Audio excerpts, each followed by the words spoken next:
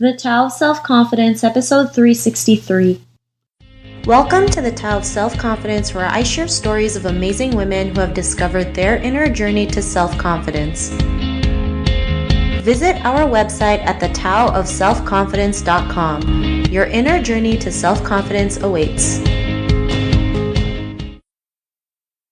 Well, hello friend. Welcome to the Tao of Self-Confidence, where I share stories of amazing women who have discovered their inner journey to self-confidence. I'm your host today, Sheena Yap Chan, and today I have a phenomenal lady on the show today. She is the producer and co-host of the podcast called Feast Meets West, and I'm just really excited to have her on today to share her story about self-confidence. So without further ado, I'm going to introduce you to Iris Van Kerckhove. Iris, how are you today? Maybe you can fill in a little bit more by yourself to the listeners. I'm great. It's 9 a.m. here in Hong Kong.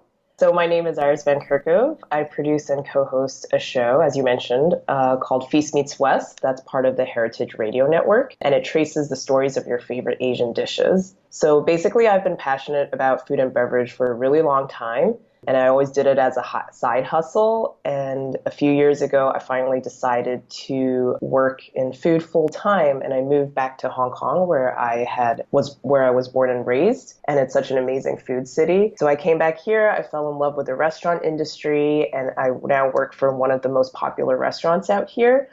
Last year, I decided to combine my passions for food and journalism and started a podcast with my best friend, Linda Liu, who's located in New York City. And we started this show as an independent podcast where we weaved in interview snippets with food professionals from both Hong Kong and New York. And as of this year, we got picked up by Heritage Radio Network, and we're just wrapping up our first season with them. Awesome. Well, thanks for sharing that. And you picked probably one of the best places to be in the food scene. Like Hong Kong has like some of the best things to eat, especially their dim sum. So I just wanted to share that. And Iris, what's your cultural background? So this is going to sound a little familiar to some of your listeners because my sister was actually on the show not too long ago. I'm ethnically half Hong Kong Chinese and half Belgian. I grew up in Hong Kong and I had always attended British international schools. And then I moved to New York City when I was 17 and moved back to Hong Kong at age 27 to pursue my passion for food. So culturally, I'm this weird mix of Hong Kong Chinese, New Yorker with a little European influence and a self-deprecating British sense of humor. Awesome. Well, thanks for sharing that. And what would be your favorite self-confidence quote? So I don't remember the exact quote, but there was this one line in Robert Holden's book, Shift Happens, which is all about positive psychology, where he essentially asks, do you want to be right or happy? It always stuck with me for some reason. I think on the surface, it might sound like almost the anti-self-confidence quote because we all think confidence is centered around being right and knowing everything. But I love that question because sometimes I think it takes a truly self-assured person to surrender their ego and the beliefs that keep them stuck and to admit when it's time to adopt a new way of thinking. I love that quote, especially, being Asian, like having pride is something that like is stuck with us, right? It's like we have so much That's so true. Like we have so much pride that we're not ready to let go or to lose a battle, and I was like that too. And then sometimes, it's just the saying, like, when you lose, you win. And I think when we learn to adapt that, like if we let go of something, we actually gain something better. But it's something that's like pretty typical, especially in Asian culture, having that pride. Yeah. And like Chinese people being like obsessed with not losing face, you know? Totally. So, I mean, I love that quote that you mentioned it. And, in your own words, how do you define self-confidence? So my definition of self-confidence might be a little different to others. I don't really believe in the whole faking it until you make it shtick. I believe self-confidence is about not being afraid to fully embrace who you are at your core. That means do what you actually want to do, be who you want to be. True confidence means that you're comfortable with yourself, whether you're mainstream or you're different to the majority, whether you're comfortable praising yourself in front of others or if you enjoy poking fun at yourself. Everyone's different, but we should stop running away from our true nature to meet other people's expectations. Thanks for sharing that. And I love your definition, right? Because, we still live in a world where we feel like we have to live through other people's expectations and definitions. And that's why so many people feel trapped within themselves because they can't be the person that they want to be because they're afraid they might shame their families or, they might embarrass someone. And sometimes we just have to learn to be a little bit selfish and just be ourselves and kind of let go of what other people think. So thanks for sharing that definition. And what was your life like before your discovery of self-confidence? I think looking back, I think I've always been pretty self-assured in a sense, though others didn't think so and told me I wasn't. People kind of took the fact that I vocalize a lot of self-doubt and worry, or the fact that I'm very comfortable with pointing out my shortcomings as a sign of low self-esteem. But I've never wanted to betray who I am to fit in or fit what people describe as a successful, confident person. So I'm really proud of myself for sticking to my guns, even when I was at a younger, more impressionable age. I think as I got older and discovered my self-confidence, I haven't really changed much as a person, but I've learned to better trust myself, be happier with my decisions in life, and not to second guess myself so much. And sometimes just getting out of your own way is the best thing you can do to achieve a success.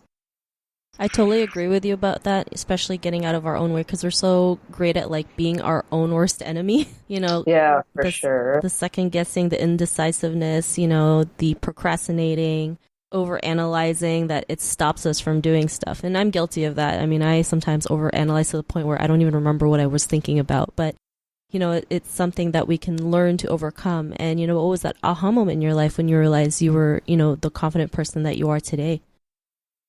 I didn't have an aha moment per se, but I do think the first few years after moving back to Hong Kong and changing industry played a big part in my self-confidence, ironically because my self-confidence was completely destroyed for a while.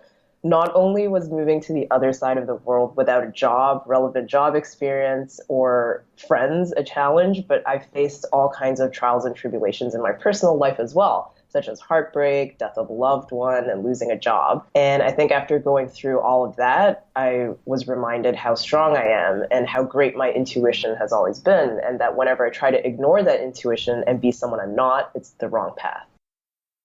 Thanks for sharing that. And, it's great that you mentioned about intuition because a lot of us feel like we don't know what we're doing and we're afraid to make our own decisions, even though there's signs like our intuition telling us this is the right path, even though it may not look like it at times. But I mean, it's something we have to learn how to kind of use, right? Like our intuition. A lot of people out there just are so afraid to make that next step because they're so afraid of the unknown, not realizing the unknown can be the greatest thing. And, like you mentioned, you went through so many tribulations.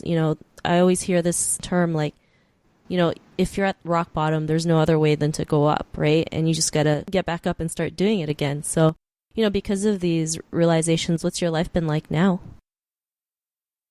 Well, I think as women, time for self-reflection, worry, and doubt are kind of built into our hormonal cycle in the form of PMS, and I'm grateful for it. So it's not like I walk around every day thinking man, I'm the best. But ever since discovering the strength of just being myself, there's so much less anxiety and second guessing. And that means I can produce so much more good work, make a positive impact on other people's lives on a professional and personal level, and enjoy my own life so much more because I'm thinking about what I do have rather than what I don't have. Thanks for sharing that. And I love your last sentence that you focus on what you have versus you don't. I think the more that we focus on what we have at the present moment, the more we can attract better things into our lives. So thanks for sharing that. And, to the woman who's listening to your episode, she may be in her own journey of self-confidence. What would be that one tip you would give to her? Just remember 3 words. You do you. There are always going to be people who give you solicited or unsolicited advice, or people trying to pressure you to do things you don't actually want to do. It's important to find quiet moments where you can sort of check in with yourself and follow your gut feeling, even if it doesn't seem like the most logical thing to do at the time. Thanks. I like that tip that you mentioned, especially that part where you said, even if it doesn't seem logical, because sometimes there's just things we can't explain, but we just know that we just kind of have to dive in and just have faith and everything will fall into place. So thanks for sharing that great tip. And if our listeners wanted to get to know a little bit more about you and what you do or check out your show, is there any links or social media profiles we can connect with? Yeah, for sure. If you love Asian food, you're going to love Feast Meets West. So the main hub for the show and our other content is on www.feastmeetswest.com. You can subscribe to our show on iTunes or Stitcher by searching Feast Meets West by Heritage Radio Network, not Linda and Iris, which is our old show, but you can check that out as well. Alternatively, you can stream episodes on our website or heritageradionetwork.org. And if you want to join our online community on Facebook, you can search Feast Meets West, or on Instagram for beautiful photos of delicious Asian food at Feast Meets West Eats. Thanks for sharing that. I'll be definitely checking that out. I'm a big foodie as well, so thanks for sharing that. And to our listeners, if you want to connect with Iris, you can also head on over to the taoofselfconfidence.com and search for Iris's name. Her show notes will pop up along with everything else we talked about. And I just want to thank Iris for taking the time to share her story with us on self-confidence, so thank you so much. Thank you so much for having me on the show. Not a problem. It was great having you on the show. And to our listeners, be on the lookout for another new episode of another amazing woman's journey to self-confidence, and we'll talk to you soon. Bye for now. Thank you for tuning in to another amazing episode of The Tao of Self-Confidence.